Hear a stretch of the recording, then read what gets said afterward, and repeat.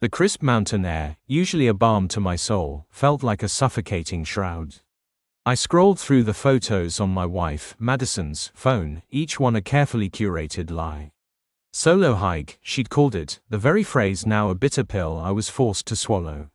She'd been so excited about it, a weekend getaway to the Cascades, just to clear my head, babe, she'd purred, kissing me goodbye with a practiced affection that now felt like a brand on my skin. For weeks, things had felt off. A subtle shift in her demeanor, a distracted look in her eyes, the way she'd recoil from my touch at night.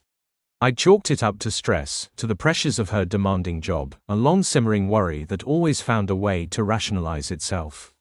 Foolishly, I'd tried to be understanding, supportive, the dependable husband she always seemed to need. But deep down, a cold dread had been growing, a relentless whisper that refused to be silenced. The photos were breathtaking, undeniably. Towering pines framed jagged peaks that scraped the sky. Sunlight dappled through the canopy, illuminating vibrant wildflowers. She was beautiful in each shot, her face flushed with exertion, a genuine-looking smile lighting her eyes. It was a picture-perfect solo adventure. Except, it wasn't. One particular photo caught my attention. She was perched on a rocky outcrop, the vast valley stretching out behind her like a rumpled green carpet. In the foreground, tucked away in the lower right corner, barely noticeable unless you were looking for it, was a glint of something metallic. It was a watch, not just any watch. It was the distinctive, oversized silver timepiece that I had bought for my best friend, Eddie, for his 30th birthday. A wave of nausea washed over me. The world seemed to tilt, the mountain air no longer refreshing but thick and cloying. Eddie, my best friend, the man I'd shared countless beers with, confided my deepest fears and vulnerabilities to, who'd stood by my side at our wedding. The sheer betrayal was like a punch to the gut. The realization was crushing, a tidal wave of anger, hurt, and disbelief. My hands were trembling as I scrolled back through the photos, my eyes now searching, scrutinizing. I saw more. A barely visible corner of a familiar blue backpack, the kind Eddie always took on his own hikes. A pair of hiking boots, a shade darker than hers, partially visible in one photo. The pieces of the puzzle, scattered and seemingly innocent, were now forming a grotesque portrait of deception. My blood ran cold. The cheerful facade she'd presented now felt like a cruel mockery. The affection, the kisses, the promises, all carefully constructed lies. The trust I'd placed in her, in both of them, was shattered, ground into dust. I didn't explode. Not yet. I needed to process, to think clearly, to formulate a plan. I wasn't going to let them get away with this. They had underestimated me. When Madison returned that evening, she was the picture of glowing health, her cheeks flushed, her eyes bright.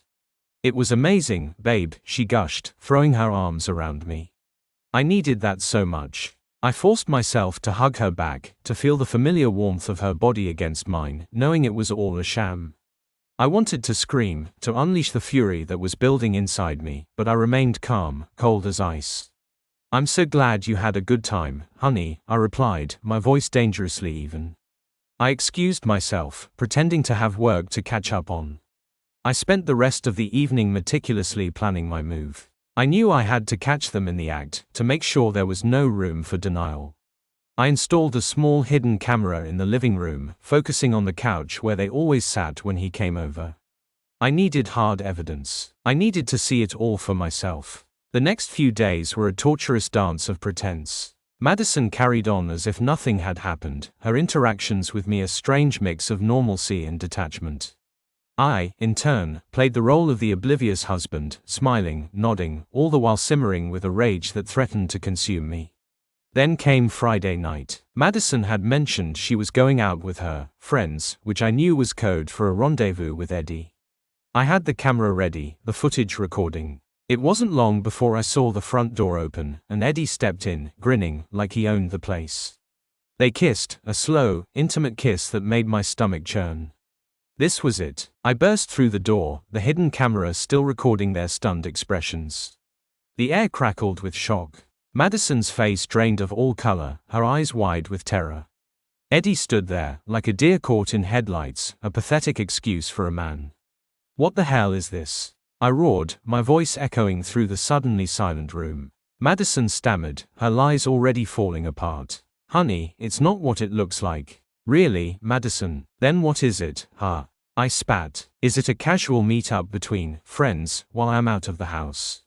A secret lover's rendezvous behind my back? Who do you think you're fooling? I turned my attention to Eddie, my best friend, the traitor. The betrayal cut deeper than any anger. You spineless piece of garbage. You dare call yourself my friend? You were in my house, eating at my table, sharing drinks from my fridge, all while sleeping with my wife. The utter disrespect. I was shaking, my body trembling with a mixture of fury and disgust. He started to stammer, his face a mask of fear. Look, I can explain. I didn't want to hear it. I lunged at him, my fist connecting with his jaw with a sickening thud. He stumbled back, his eyes wide with terror. Madison screamed, her hands flying to her mouth. I didn't stop. I rained punches on him, fueled by a rage that had been building for weeks. I hit him until he was cowering on the floor, blood trickling from his nose and mouth. I wanted to keep hitting him, to make him feel every ounce of pain and humiliation he'd inflicted on me.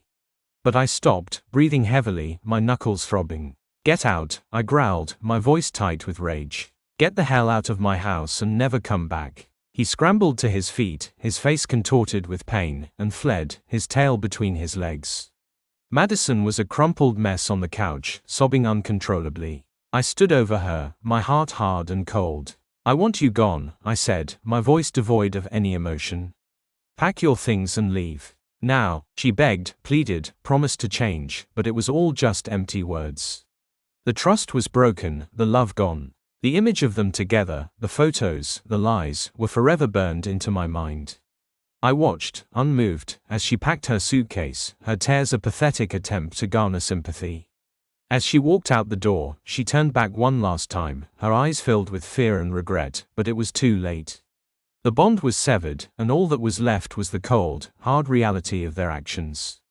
The following days were a blur. I filed for divorce, contacted our mutual friends, and shared the recordings with them, exposing the affair for the betrayal it was.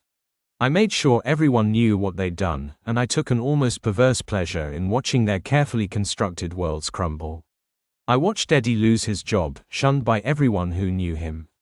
I saw Madison's social circle shrink, her friends turning their backs on her.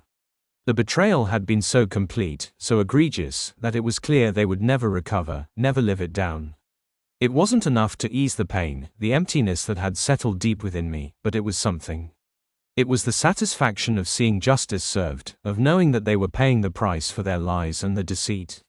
I knew the road ahead would be long, but I also knew that I would heal. I would move on, and I would never again let anyone treat me with such callous disregard.